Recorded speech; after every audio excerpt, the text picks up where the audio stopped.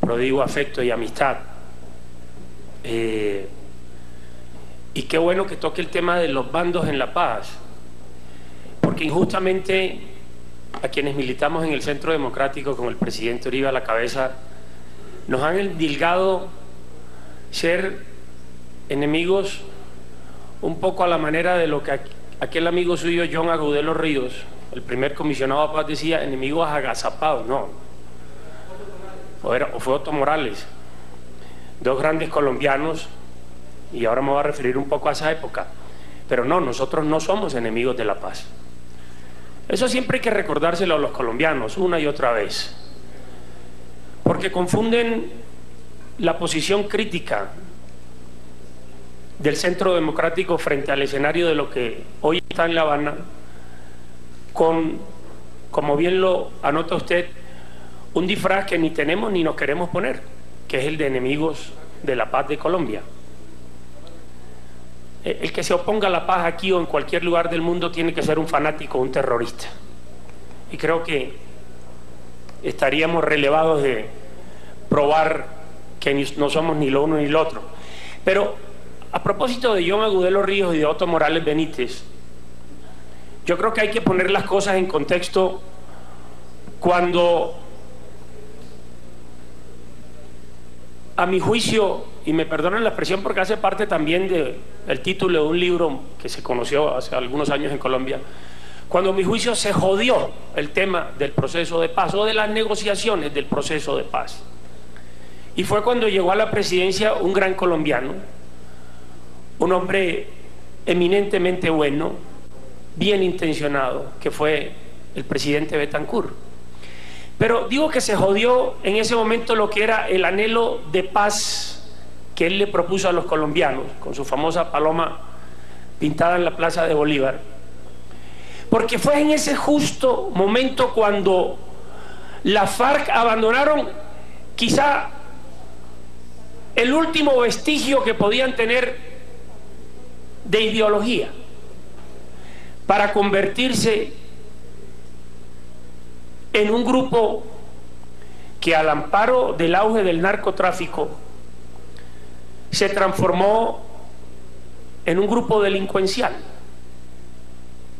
Porque también hay que reconocerlo, y es una perogrullada decir que el combustible de ese grupo criminal y de otros como los paramilitares fue precisamente el auge del narcotráfico. Pero estas cosas tienen que saberlas, mi apreciado doctor Serpa, las nuevas generaciones de colombianos que no las conocen.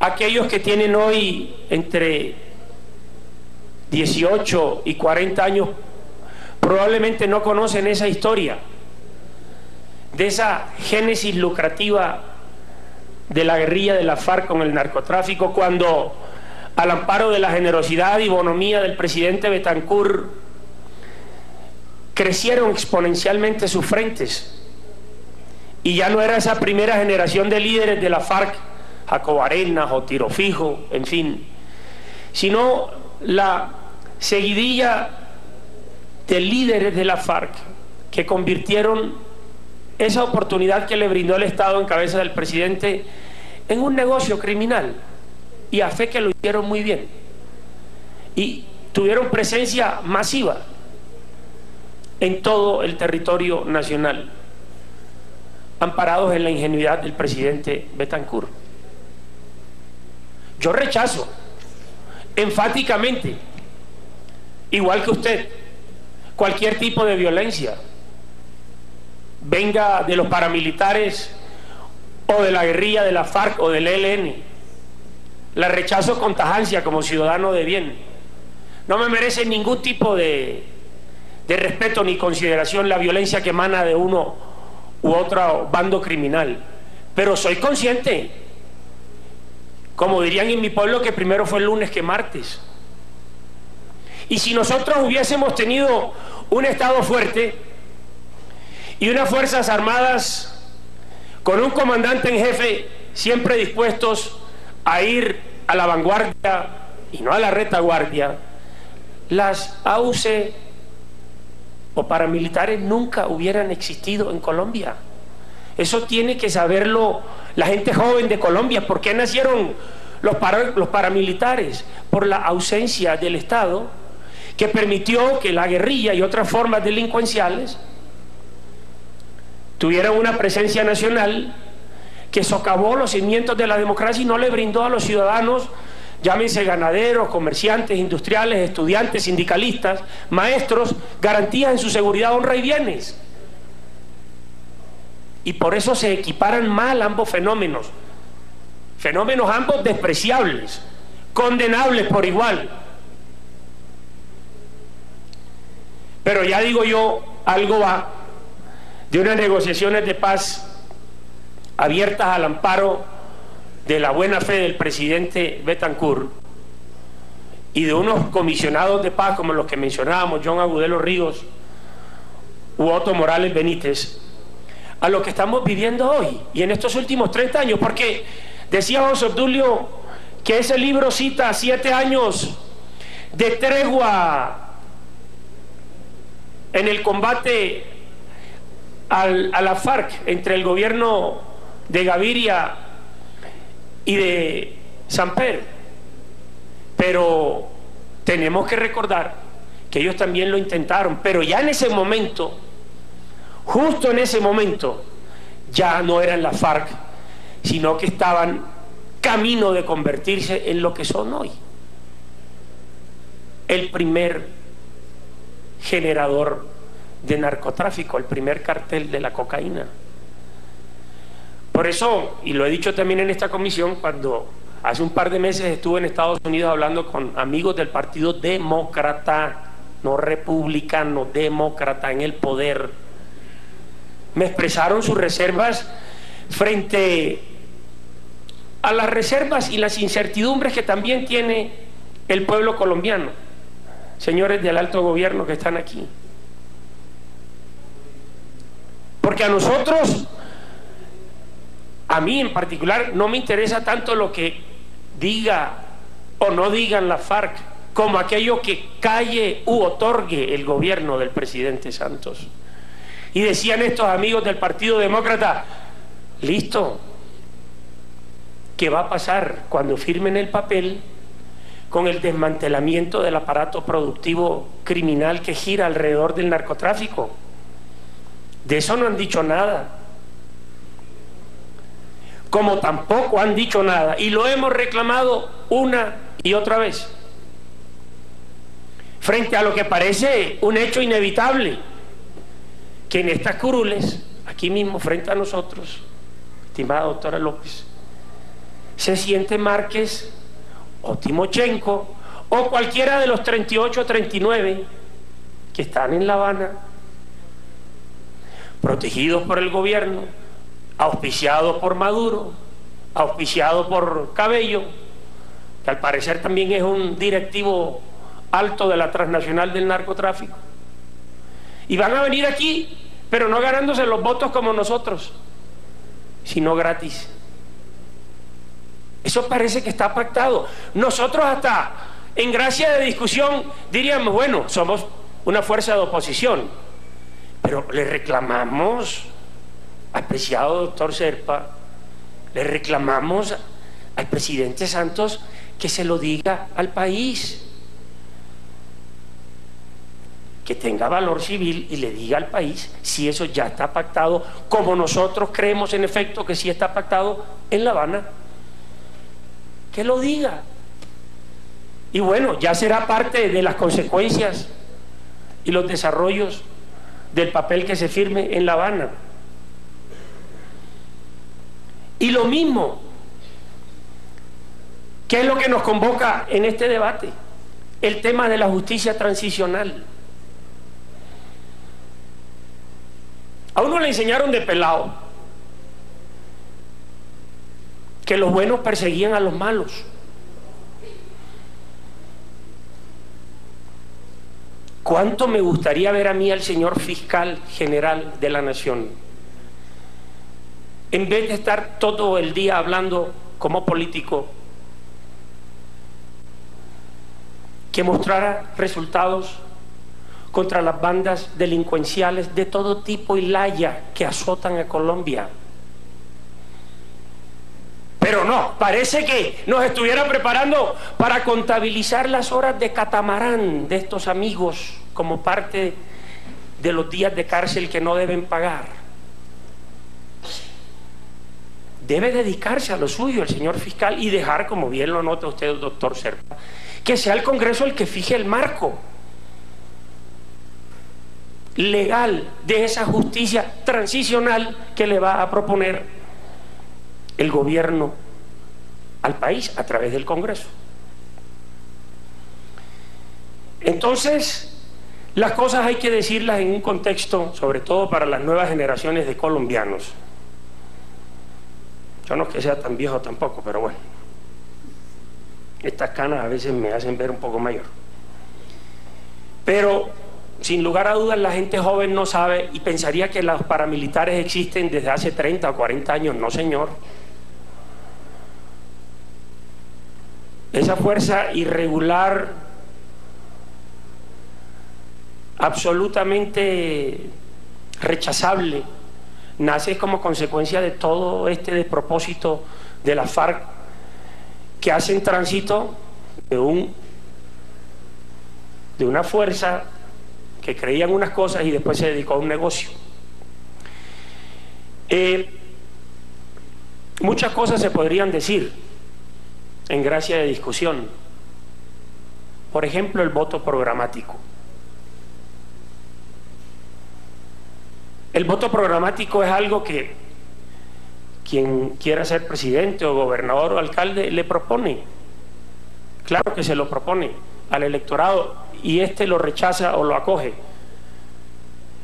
Y el voto programático que le propuso el presidente Santos al país fue el de continuar una política que yo creo, haciendo un poquito de malabarismo y de suposición y de simulación, si él hubiese continuado por lo menos un par de años con esa política, de pronto hubiera reclamado en una posición de mayor fuerza la decisión de abrir el camino de la paz en conversaciones y no al día siguiente, desconociendo y olvidándose por completo de ese voto programático que se le había ofrecido a través de 9 millones de votos.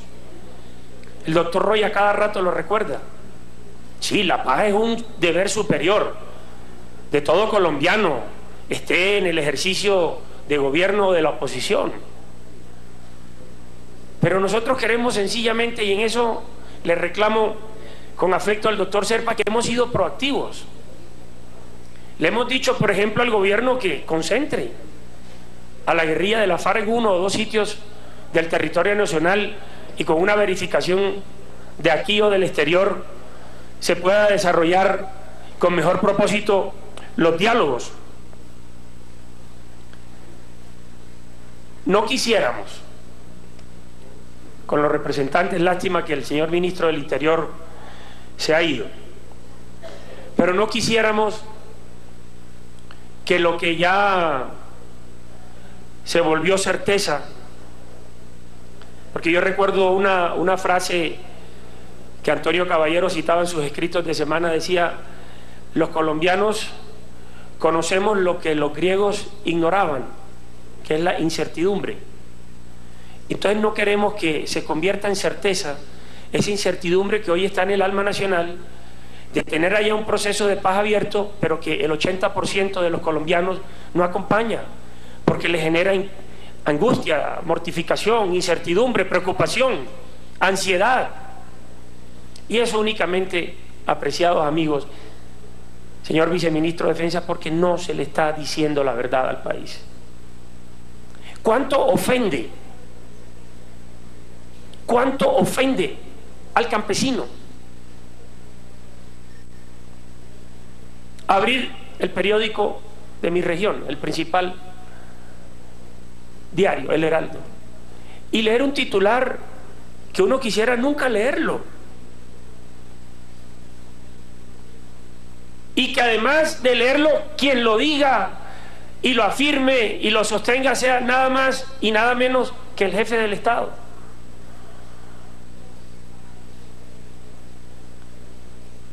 Gobierno y FARC persiguen lo mismo con el campo. Pero por Dios, pero ¿hasta dónde ha llegado la ilusión de la paz? La paloma que pintó el presidente Betancur con la mejor buena fe que lo hizo en la Plaza de la Paz cuando desplegó las alas de ese proceso,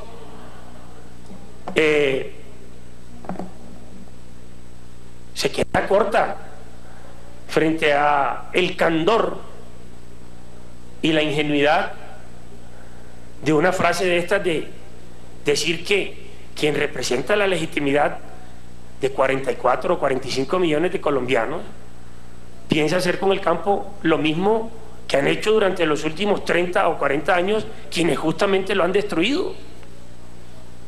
No nos cabe en la cabeza, doctor Zerpa. No quisiéramos nunca, jamás, leer una frase de ese contenido y alcance, y menos que venga de quien viene. ¿Cómo no vamos a prender las alarmas? Esto no es una frase que ha dicho cualquier Goyeneche, una frase del jefe del Estado. Entonces, si se examina, y aquí a mi lado está un experto como el doctor Rangel, de lo que se ha pactado en La Habana, y resulta que lo que se ha pactado en La Habana tiene toda suerte de reservas, o sea que son puntos no concluidos que deben ser verificados y analizados por las partes. Y uno se pregunta, ¿cuáles partes? Porque allá está el doctor de la calle Lombana y los 5 o 6 delegados del gobierno, pero lo que hay es un tránsito como en un partido de fútbol, que entran los principales y salen los suplentes, ¿no?, por parte del grupo guerrillero, y uno no sabe finalmente con quién está negociando el Estado colombiano. Cada vez más me convenzo que el 80 o 90% de esos negociadores no van a venir más a Colombia, mi querido Roy. No tienen nada que venir a hacer a Colombia. ¿Aguantar mosquitos en la selva? ¿A esperar que se reanuden los bombardeos para morir en un bombardeo? Ya tienen los hijos en el exterior, sus platas mal habidas, gozan del amparo de 2 gobiernos, entre comillas, amigos. Y quiero terminar con una frase para poder tener la oportunidad de escucharlos a todos y que naturalmente el gobierno fije una posición, y es el candor. Casi se lo soplé al oído a mi amigo José Obdulio, el candor de los países amigos con el que acompañan este propósito noble de la paz.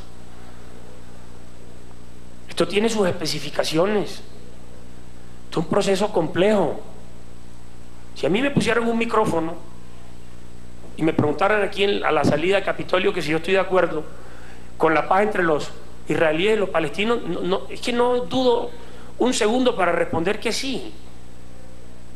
Es lo mismo que como han vendido con habilidad, tengo que reconocerlo, lo han vendido con habilidad a nivel internacional el proceso. ¿Quién se puede oponer a la paz de Colombia o de cualquier país del mundo? Nadie. Volvemos a lo mismo. Pero ese candor que acompaña a las delegaciones extranjeras que se pelean en La Habana, y la alfombra roja y los flashes de la cámara, no es el que tiene el centro democrático. El deber superior del centro democrático es el de advertir las incongruencias, las falencias y todo aquello que no le sirva al noble propósito de alcanzar la paz en el país. Muchas gracias, señor presidente.